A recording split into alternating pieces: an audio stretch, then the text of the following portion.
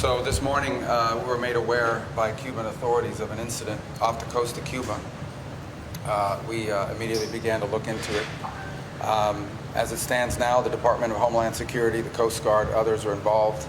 The majority of the information we still possess is what Cuban authorities are providing both the public and the U.S. government.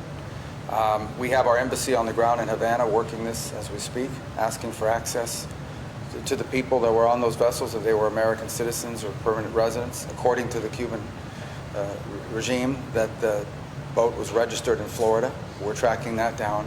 We will know shortly, and we will know quickly, many more facts about this incident than we know right now. The majority of the facts being publicly reported are those by the information provided by the Cubans.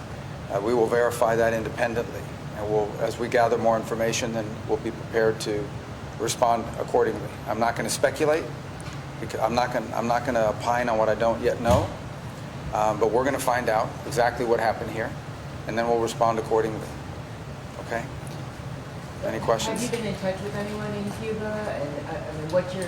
Well, the authorities in Cuba, the border guard has constant contact with the Coast Guard, so they alerted them this morning. I was made aware of it at that time. Oftentimes in these incidents and things like this, the initial reports are incomplete, and then as the day has progressed, I think early this morning, certainly by 9 a.m. or 10 a.m. this time, maybe a little later our time here, I reached out and we began to look at it independently. We have various different elements of the U.S. government that are trying to verify elements of the story based on what's been provided to us now. I know that the Coast Guard has responded to the area, to the vicinity. I'll need to get more fidelity and understanding from them once I get on the airplane about what exactly they're looking for. I don't know who has possession of the vessel, which is the first thing we would want to have.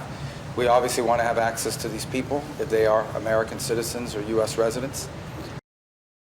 Have you spoken to any Cuban officials about this? No, we haven't spoken directly about this now.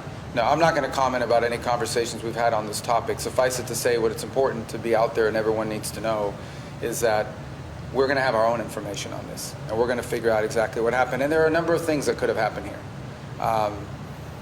But I'm not even going to speculate as to what it could have been. It's a wide range of things. But suffice it to say, it is highly unusual to see shootouts in open sea like that.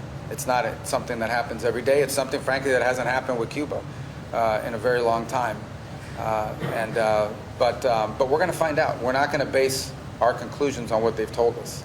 And I'm very, very confident that we will know the full story of what happened here, and we will know it soon. And then, we'll respond appropriately based on what that information tells us. Cuba needs to change. It needs to change dramatically because it is the only chance that it has to improve the quality of life for its people and not lose 15% of its population since 2021. 15% of the people of Cuba have left since 2021. That is not a system that's working.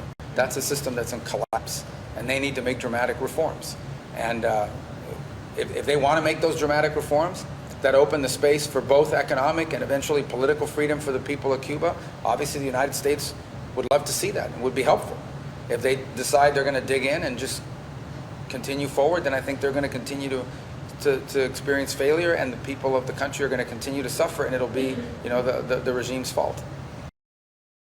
What the Cuban people should know is this, that if they are hungry and they are suffering, it's not because we're not prepared to help them. We are. It's that the people standing in the way of us helping them, it's their Communist Party. That's who's standing in the way. If they move out of the way, we're more than happy to work with individual Cubans so they can have an opportunity to feed their families and build their economy. But we are not the impediment. They are. If you like this video, then like, share and subscribe to Mirror Now.